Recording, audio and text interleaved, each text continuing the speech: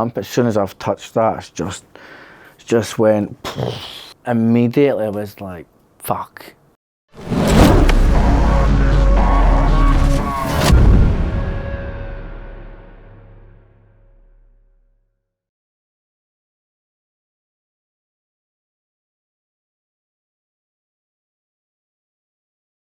So Mark, thanks very much for coming in and having a chat with us in regards to a pretty serious incident that happened in your life. I suppose first of all, just wanted to get you to explain a little bit about your background, where you've come from, what you've done prior to the incident. That's an easy one. I was born and raised in Scotland. A little town called Kilsyth, just outside Glasgow.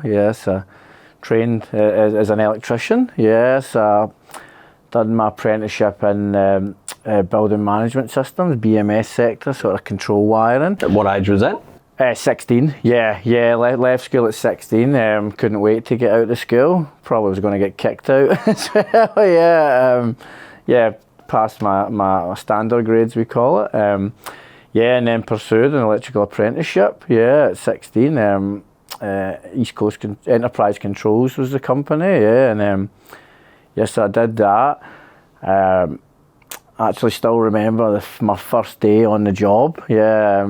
16-year-old boy, you know what I mean, and picked up in the cold, wet weather, jumped into the cold van as well, so I'm clapped to Old Ford Transit or something it was, and then ended up on a construction site in Edinburgh, same site for 18 months, so it was sort of large-scale commercial, industrial projects, so it was a great way into the industry, on big building site with all tough men. And so I did that, served apprenticeship with them, and then I left them when I was 21, and I ended up going out to the Middle East to work, actually Afghanistan it was, for a big US UK defence contractor, Halliburton, KBR Halliburton at the time. So then spent 5 years there, you know what I mean, which is a long time, you know what I mean, especially we're doing 200. Were you there completely for the 5 years, or did you break away from that?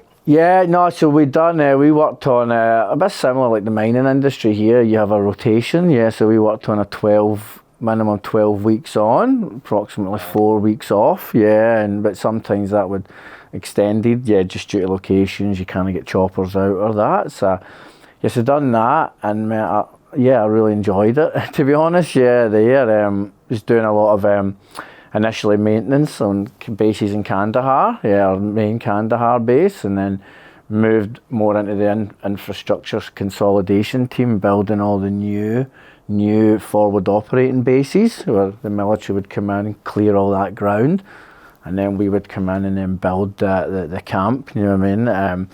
And one of the biggest things I liked about it, the best things I liked about it, was part of our job was to train the locals, do you know what I mean, the Afghanis, I got my name written on the back of my neck because they couldn't really understand my accent, so I used to just point to my neck. I got a lot of exposure to some sides of life out there, and I really enjoyed the training aspect as part of our role, as well as like to support the military and the infrastructure, was to help train and educate the locals and teach them about electrics, and then I had a great little team over there. You were out in the war zone. Any close calls out there? Oh yeah, we had a lot of incoming, mate. It was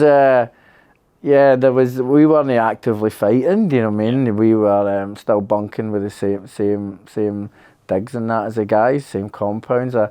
I recall I spent a bit of time in Grenade Alley, they call it, in a little town called Gareshk, where us as being contractors, we never really we were like second citizens to the military, so when we came into that base, they're like, right, you can stay down in Grenade Alley. I'm like, Grenade Alley? This doesn't sound, because it was right on the little fence, so sometimes the locals would chuck the odd grenade over, you know what I mean? I was lucky enough the time I was there, I never experienced any of that, no grenades anyway. We had the odd Suey bomber at the door, and movements around stuff, and like getting from A to B was always a bit hairy. yeah, we had some shipping containers turning up with RPG holes and all that in them, you know what I mean? So, because everything was coming in through Karachi, Pakistan, and then running up or India, is that? Yeah, and then running up road movements. So, but yeah, so that was that stage of my career. Left that to then come to this beautiful country of Australia. Managed to secure myself a 457 sponsor. This has gone back about 14 years now.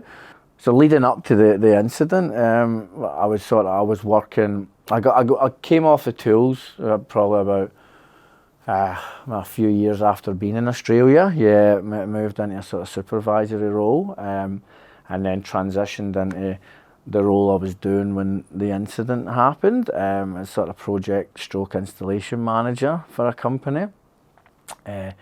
Yeah, so that was where I was up until the incident. Yeah. Right.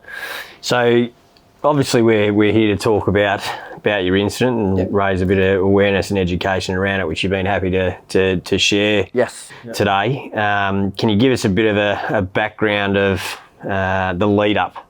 Yeah. To what happened? Yeah, so I'll go back to like the scope of works as such. Yeah, so basically the company I worked for, we were sort of like a engineering consultancy, like commercial solar and battery company. Yeah, it was mainly engineers in the company. I was the only qualified electrician.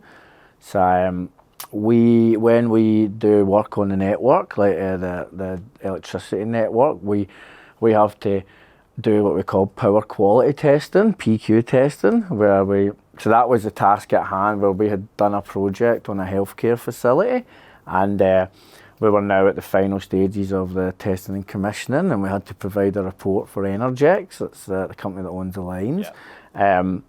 So my scope that day was to put the PQ on and then just let it run for a week. So I've just got up, you know what I mean, just any day, like I'm going to go and do that PQ down at the just down the road at the the aged care facility it was. So I went down there, switchboards on the outside, just outside of the building. It's like 5 minutes from my house. It wasn't too much of a travel. And then I'd rocked up, you know what I mean, and then I had my safe work procedures. We had the site risk assessment done as well, and I'd assessed the work to get done live, based on it's a hospital as such, or that's what we sort of deemed it as well as them not wanting to interrupt their operations. They're running a facility, so we said, right, well I'll undertake this live work. Keep the client happy. You've decided to make that's that a contributing decision factor. Yeah, trying not to have to. Just trying to get it done. Yeah, and so and if you hadn't have done that, if you had to go take the power out, did that delay the process of getting the job done? Yeah, normally we'll find with facilities like that, no one wants to turn the power off. Like it's even residential. Some people don't want you to turn their power off. Yeah. Internet or whatever, fridges. But yeah, it was. It would have been less interruption for them. And I probably wasn't emphasised that it should have been turned off. You know what I mean? In hindsight now, obviously it should have been. But yes, the task itself for the PQ meter, and all we had to do, or I had to do, was you get 4 CTs, current transformers. So we were using Rogowski coil ones, so like a rubber band as such. And then you get 1 for red, white, blue, and neutral, phase 1, 2, 3. So you have to just clamp them round the cables. So I've done that, you know what I mean? Yeah. And at this point, I've got what I was wearing, because that's part of the issue. I was just wearing shorts and t-shirts, like work shorts, work t-shirt, short sleeved, and trainers, which is totally against protocol, safe work systems. So not FR? No, not FR, by far, probably the furthest thing you can get from FR. I'm sort of down, so it was at sort of low level, the switchboard, where the mains cables were coming in from the transformer, LV. So I've put on the 4 CTs round there, and then I had to get a V-sense, voltage reference, for the machine to work, operate, check the distortion in the lines, the power quality basically. So There was nowhere to connect onto without switching off. I mean, so you had a spare MCCB slot, molded case circuit breaker, and then you have like red, white, and blue.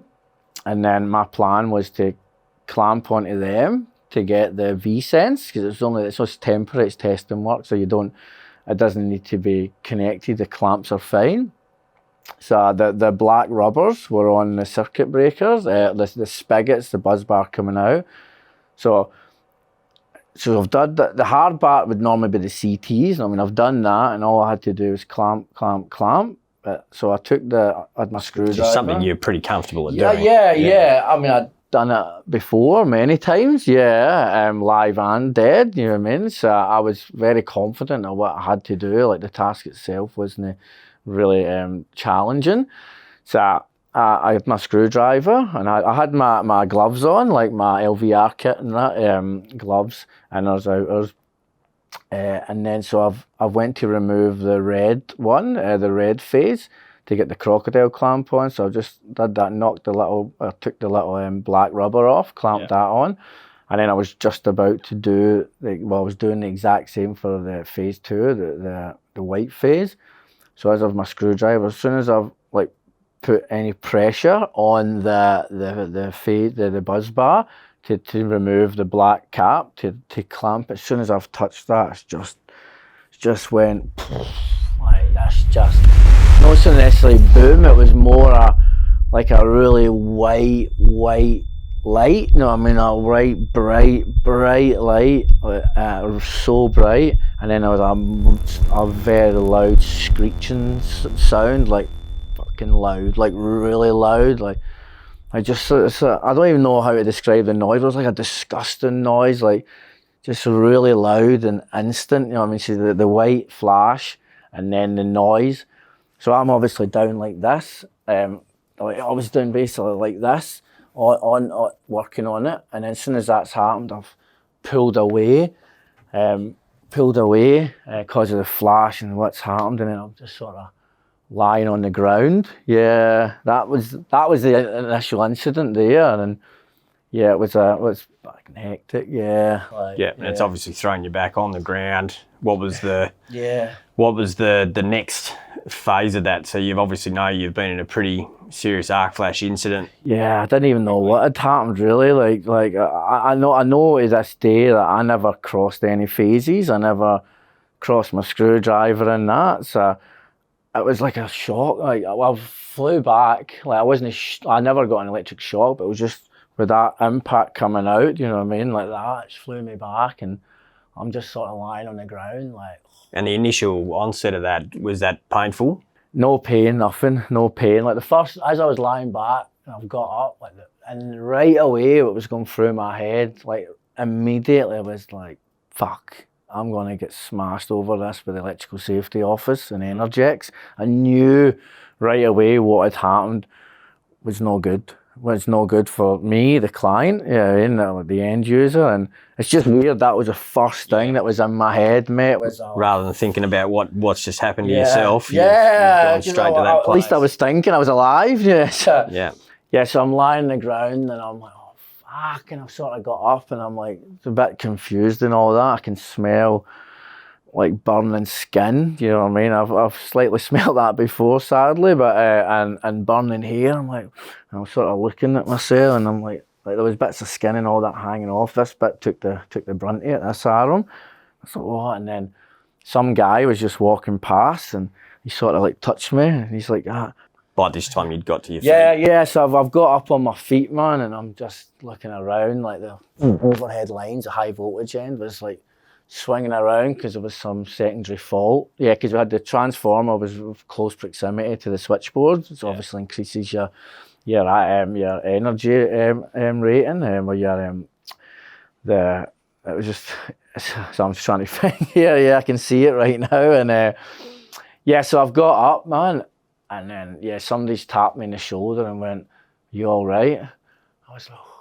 I was like, I can't remember what I said to him, but he's like, "Mate, you don't look too good. I think you need to sit down."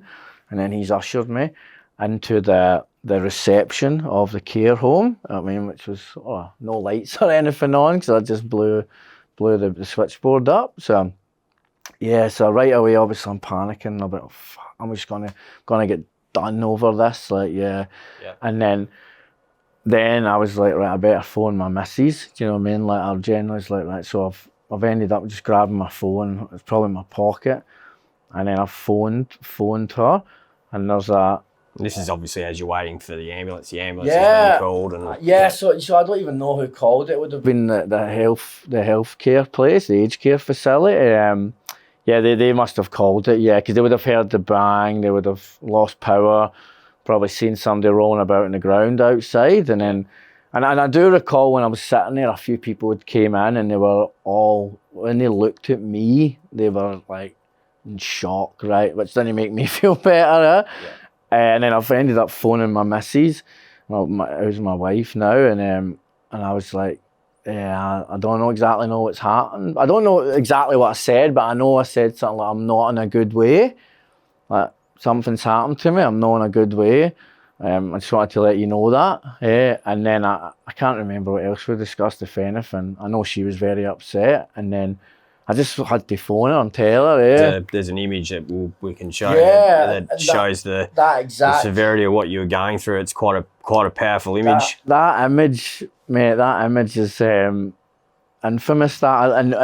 That we still don't know who took that picture. If we can ever find out who took it, yeah. So that image you're discussing is when I'm on the phone. So the story behind that image actually is that some random guy was walking past there, and he's obviously took the picture, and I think he was in the electrical industry, because that image got text to somebody who then texted it to someone else.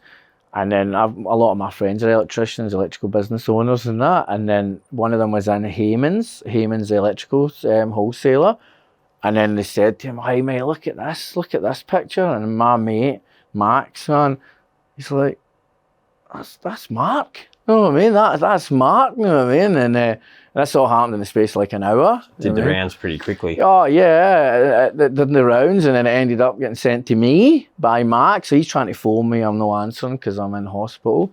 Yeah, so I still don't know who took that picture, man. I'm sure we can put it up on the screen or something. That's like literally 3 minutes after it happened. Right. Yeah, so where you've had this conversation with Mel on the phone after your pretty traumatic experience, and it's going to get further traumatic for you, obviously. Ambulance is on its way. Just lead us up to that moment going into the ambulance and obviously into the hospital. Yes, once I phoned Mel, I actually phoned my boss as well. You know what I mean? So that was what was going through my mind, like, shit, electrical safety office, I'm going to get screwed over this.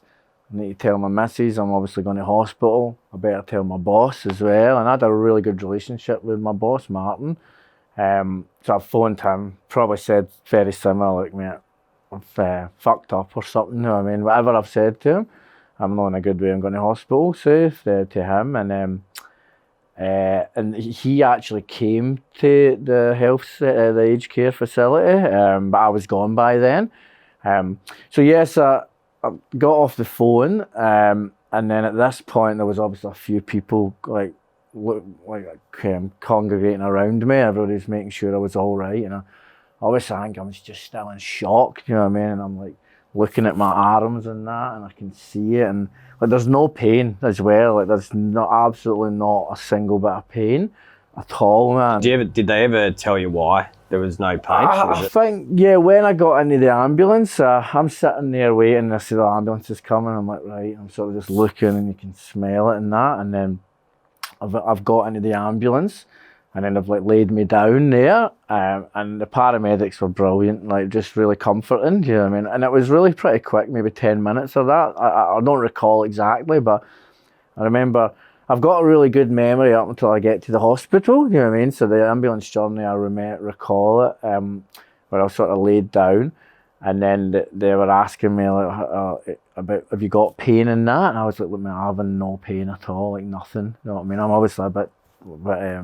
adrenaline, yeah, and I think he had said that to me, that yeah, it'll be the adrenaline. He says, look, we're going to need to give you, he said, we're going to cut your clothes off in a minute, and I think they were putting damp or water or something on my burns as well.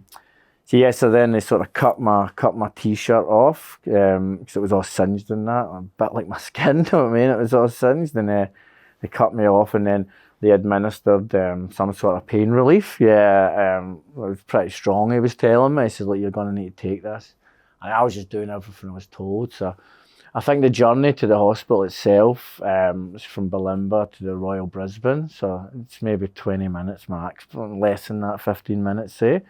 So then I've just got in, I'm in the ambulance, and then I'm taken into the hospital, and then I don't really have many memories from then, but in speaking to my wife, obviously later, she said that when she got there, I was already there, but she wasn't allowed to see me, because supposedly for the next hour and a half, 2 hours, I was in getting showers, so they had took me into the shower, like in some, like, I don't know, the emergency area, and then they were just dousing me with cold water or water. I don't remember any of this, is what I was told. So they had to clean me up and that. And then while this was going on, my wife was obviously a bit worried, like, why can I not see him? Like, and then her and Martin, my boss, was there. He was a CEO at the time, and so they're obviously getting worried, and then the consultants came in, the doctor, and basically just prepped them, especially Mel, about what I look like. Yeah. So they basically just because at this stage you weren't sort of covered in bandages. I don't recall exactly. I think they might have put cling film or something on. I think that might have something. So basically at this point, my face is all burnt up. My skin's all burnt up, you know what I mean? Bits that were hanging off and that, and like my legs, where it happened. So she was prepared, like briefed basically when you go in, like, you can go in and see Mark now, but just be prepared, like it doesn't look too good. Because you're obviously quite burnt on the face as well. And there's content, there's pictures that I'm sure you'll see, or you've seen them or that. So it's pretty horrific, you know what I mean? So she got prepped out what it was going to look like, and then I have no memories now until after the surgery. Have Mel and Martin, have they sort of described what that was like for them when that first moment when they've come in to see her? My Mel's told me after it, because we actually we went for some trauma counselling about 6 months after it. It was advised us because of what I'd been through, and it's a big thing for my wife. So we went along to that, and that's sort of where Mel actually opened up to me and said, look, it was very traumatic for her seeing our partner laying like this, and that's part of the message we're trying to get out. That when you it affects a lot of people. Yeah, these incidents that I'm physically and mentally affected to an extent, you're going to be affecting other people with your decisions, wrong decisions, or incorrect safe practices. So she struggled that seeing me like that, but obviously she's no one to tell me that because I'm lying in the hospital. She was just trying to be strong. Through the whole process. Tough Tassie woman, mate. She's tougher than me probably. And so then the next stage would have been the surgery. So obviously surgery came the next day. They've prepped you for that. Just give us a bit of an idea, obviously, of what that entailed. So I got supposedly Mel was telling me I just got put to sleep on heavy painkillers that night because the surgery was scheduled for first thing the next day because you can't wait for this kind of stuff. So it was early morning, and I don't recall really going into the surgery or anything. A little bit maybe the anaesthetic or that. I sort of just remember getting given something. So I basically woke up, like the next memory, I recall waking up and I was all groggy and that for the anaesthetic, and pardon me, sorry Tina, that was that nice lunch you got me. And so I woke up, man, and this is where obviously a lot of mental like lowness sort of crept in, because like the initial onset was because when I came round, I'm in splints, like if you know what that is. It's like, so because the skin grafts are here and here, if you can see them there, and then here and here, the surgery, like what they actually have to do to fix the skin, to try and heal it, is they need to grind the skin from somewhere else. Yeah. And it's like I mentioned to you before, it's like when you get the kebab shop and they've got the big meat spinning and they just cut that off. Yeah. Like grind it and you're like. And that was at the back of your hamstrings? Yeah, so it was like just under the old buttocks, man, just at the back. So they grind that all off there.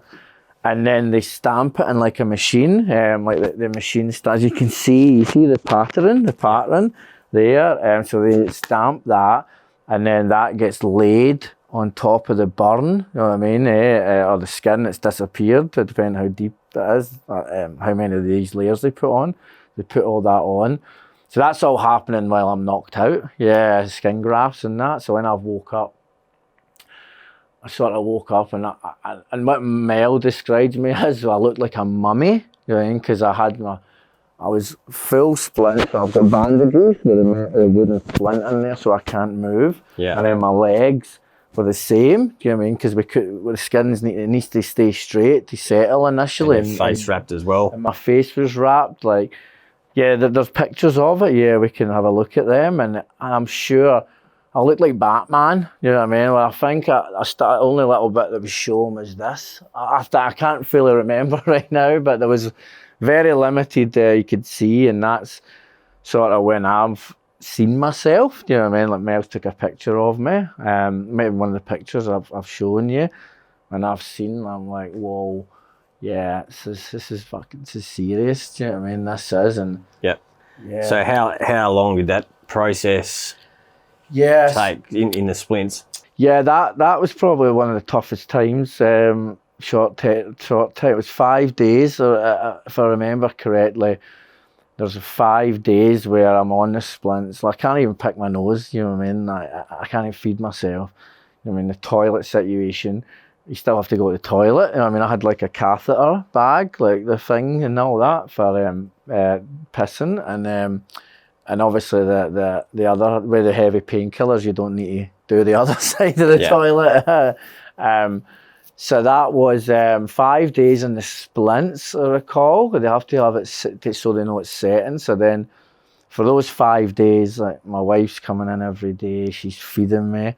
And even the owner of the business, old Bevan, who I was working for, he even came in to see me, as well as Martin as well. But people were just feeding me. Like, people were really good to me. So outside of Mel, the business you were working for was very supportive. Very supportive, yeah. They were good people. They are good people. They treated me very well, yeah.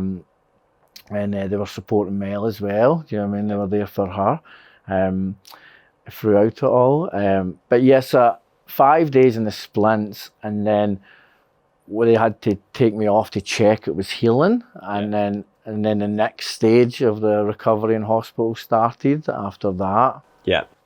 Now, this is probably the most painful sort of experience at this point when we get into this next phase of that. Yes. Treatment? Yes, correct. This is where, how would I say it? It's like the daily process of having to clean the burns started, and it's like, so I'll just talk you through it because you maybe want to know. Go. Yeah. So now I'm out the splints. I've got bandages on with like special cream, and then they wrap them up to keep them tight. So, and then every morning we had to get like wheeled into a shower, you know what I mean, in like a little wheelchair thing, and then with the nurse, you know what I mean, like doing it, not my wife for that, and then we have to take, so all this skin graft here, you have to, so whether you wrap it in bandage to keep the pressure, but you need to take that off, because it's been on all day, it's stuck. Sticks, yeah. So you have to go in the shower, the hot water, you wet it, and then you're pulling that off, and I was administered every morning some sort of painkiller for it, like. But it still wasn't enough. Oh man, it was really sore. And that was every day, you're ripping them off. And this was probably for another sort of maybe 10 days, that. And each day, you could see it starting to heal. Was that a long process, or was it they were pretty easy an hour, yeah. Because once you take it off, then you have to put it back on again, or new ones on. Yeah. Easy an hour, maybe even longer actually.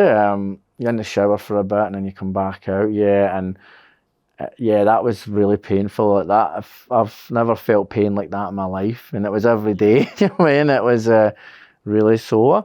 So that was probably for the next, yeah, I'd say 10 days-ish, yeah, in the hospital doing that. Yeah, and then there's the next phase of the recovery in the hospital, which was more around getting movement again, like doing the rehab. So because you'd been spending so much time laid up in the bed, not moving, you've obviously lost a lot of that feeling in your legs, and that's what I learned to walk again. Yeah, I actually literally did. I just remember it again. Yeah, and the muscles had seized that, and maybe the trauma the body had been through, the skin grafts. So once I was, they were healing a bit better, I started to go down to rehab on a different level. They used to take me down, and then I was going down like a wheelchair initially, and then I started to try and walk in that, and it was only took like maybe a few days where I was like trying to get the strength back in my legs, and then and they gave me a little Zimmer frame. You know what I mean? Yeah. I'm a 35-year-old guy or whatever with a Zimmer frame. You mentioned to me privately that was a pretty big moment for you in that process, and you mentioned that you'd called Mel to sort of say that you'd taken your first steps. I was proud of myself. Yeah, so it was more. It gave me that glimmer of hope, because at this point you're mentally a bit down about what's happened. You know what I mean? There was a lot of embarrassment and guilt I felt. You know what I mean, for what I had done. You know what I mean? I was embarrassed that I see myself as a competent worker, and this has happened to me.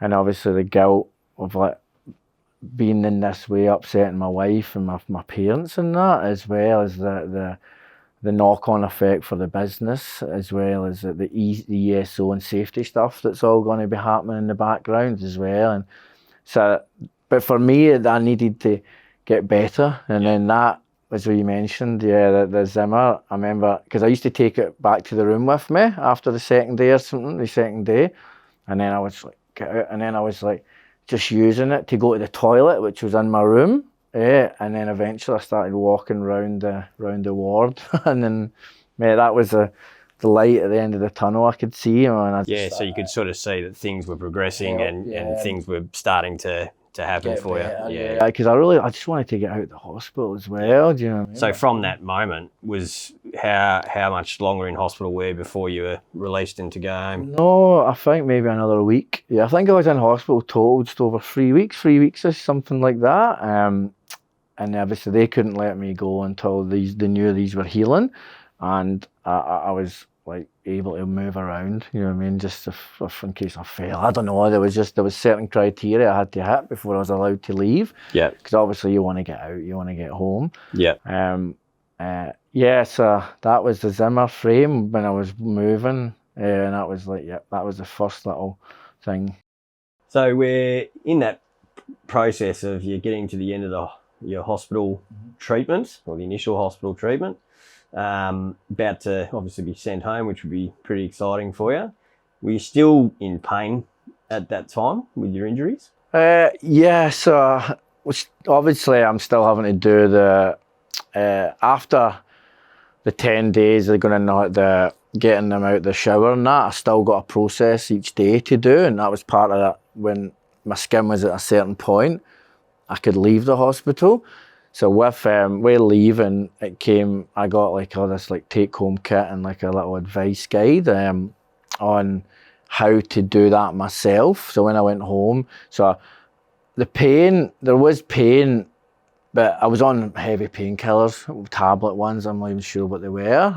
They were pretty hard hitting, and then I got like extra bandages and creams and that. So each morning when I was home, I still had to get up in the morning, take the bandages off that were under a compression garment now. Sorry, I've not mentioned that. So as part of leaving, where I had to wear compression garments, like Aram 1, so that puts pressure on this, because the pressure on the skin graft helps it grow, and it pushes it in. And I was told, like, the longer I wear the skins, the better the skin graft's going to heal. Yeah. So I was like, well, I want it to heal pretty good. So I was trying to stick to the advice.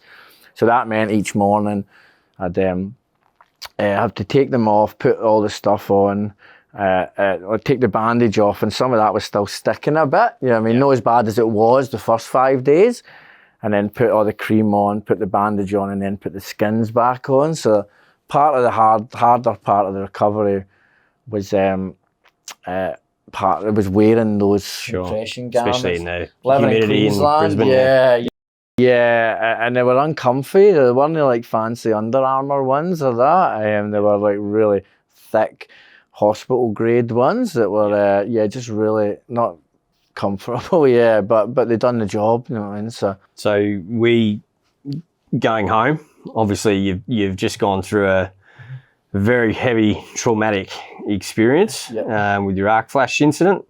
But when you get home, obviously the I suppose the aftermath of that continues in your recovery, both probably from a physical and mental capacity. Is that something you can elaborate on? Yeah, I think that the mental side of it was tough. Do you know what I mean? Like I see myself as a really positive, chatty person. I've probably got a good, strong mind. And getting out, it was really good. You know what I mean, to get home and that. But I think, and eventually, with me and Mel, she said she opened up about this, like maybe later on. And she said that I was quite irritable to live with. Do you know what I mean? Like not angry, but more just irritated, maybe. And I was a bit down mentally. What am I going to look like? How are these scars going to heal? The embarrassment of what I've done. You know what I mean? For a professional. And I was just a little bit low. Sad and guilt, a bit of guilt as well, just because of what I had created. So that was something I had to combat. You know what I mean? And try and stay positive. And then you had the, I suppose the after effects of the investigation into your incident as well, which carried on. That was playing on my mind a little bit. Like I had to have the investigation had to be conducted in the hospital initially, because they were trying to do it quickly, and then in the background they'd be doing their reporting of what would happen, blame game or whatever they were working on. So that was in the back of my head. I knew I had to go for my tribunal at some point, but I wasn't really that worried about what they were going to do to me because I'm alive. You know what I mean? I'm alive, and I accept what's happened. You know what I mean? I accept I'm at fault. You know what I mean? For the situation I put myself in, was totally against the safe working practices, you know what I mean, the safe systems of work, the risk assessment I done. It was against all that, so I knew I was going to be getting into some sort of disciplinary. Yes, but I wasn't really worried about it. I just wanted that done. I wanted that sort of to happen soon, but I think that dragged on months and months. I don't recall exactly how long, but maybe 6-9 months maybe, until it all was done and dusted. So that was playing on me, but I wanted to get back to work. That was something that I was trying to focus on as well. Yeah. So what was a bit of a turning point for you, or a major motivation for you to get better? Get better, yeah. This is a good one. Yeah, it's I had actually planned to get engaged to Mel before the incident happened. I was already planning it, and we had a holiday booked to Hamilton Island where I was going to propose. So I had it in my head that I'm not going to propose now until I'm totally better, like until I'm really back on my feet, fully working, back doing my sports and things, my hobbies as such. So I had that in the back of my head, like this is a motivator, like get back full fitness, get back to work, back playing tennis or that, just get back to me, being me, and then I'll propose to Mel. So that was a massive motivator. So that was just carrying you through. Yeah. Keep working and keep getting better. Yes, and then also it was like cemented in my head that she was the woman I wanted to marry because of how good she was. So I mean, that poor lady was driving to the hospital every day for 3-4 weeks. What was the experience like for her? It must have been, we've mentioned before, but it was traumatic for her. But I suppose in that time when you got home, it didn't end there for her either, I'm sure. No, like the whole experience for her, like I said, we went to trauma counselling. It wasn't until then, like maybe 6 months or so after it, when she sort of opened up about how it had affected her. You know what I mean? Like, and it had really sort of been hard for her to see me like that. Yeah, it was tough, man, because I'm meant to be like her husband or partner. I'm meant to look after her, but I'm sitting here like burnt. Yeah, so she was tough, man. She done well, but yeah, she struggled a little bit with it. Yeah, and it was good we actually chatted about it in the future, because I was against the trauma counselling, really. You know what I mean? But we were advised to do it. Do you know what I mean? And I'm glad. Because she probably needed it as much as you did. Yeah, she did. Yeah, definitely. Yeah, but I didn't know that. You know what I mean? As a man, she was just trying to keep strong for you and help you through. And she did strong. She did so much for me. Still does so much for me. But at that time, it sort of was. It was in some ways it was beautiful to see how good a woman she was, and that was in my back of my head, and that, like, yeah, this is get fit, get healthy, and then get a ring on it. Yeah, basically. So that was a big motivator, I would say. Yep. So obviously we've already touched on previously about the fact that you weren't wearing any fire-resistant workwear protection or protection for arc flash. So you were just wearing a t-shirt and shorts and a pair of sneakers. We're nearly 6 years down the track now. If you could go back, what would you have done differently? Oh, yeah. Where do you want me to start? Well, first of all, I would have not worked live, right? Okay.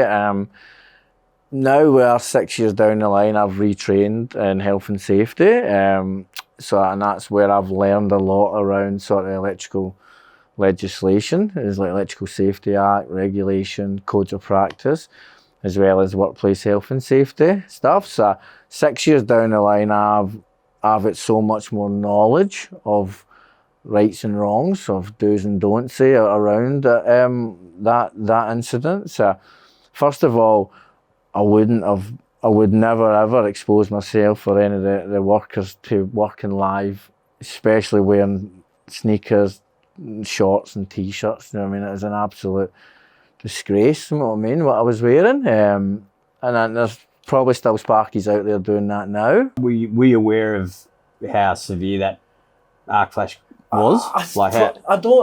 I probably wasn't aware of. I'd heard of it. Like, I think the industry's lacking massively training and education around arc flashing. Like, that has been identified by many governing bodies lately, as well as the Electrical Safety Office and your NECAs and other organisations. It's getting really highlighted that, yeah, I understood what it was to an extent, but I didn't really know it. It never really is part of training, really, as far as I did. And I'd be a competent electrician, I would say. I knew my stuff, you know what I mean? Yeah. But to put myself at that level of exposure for no gain whatsoever, by pleasing the client or getting the job done quicker, is not acceptable. Like, 6 years down the line, I'm embarrassed, you know what I mean, about the way I went about that.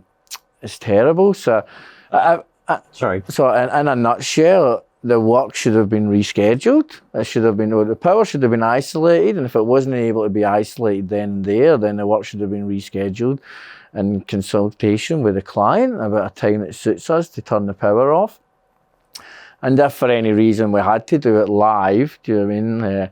But if it was a hospital or any live testing, then you need to be wearing that minimum Cat 2 PPE, you know what I mean? Like that.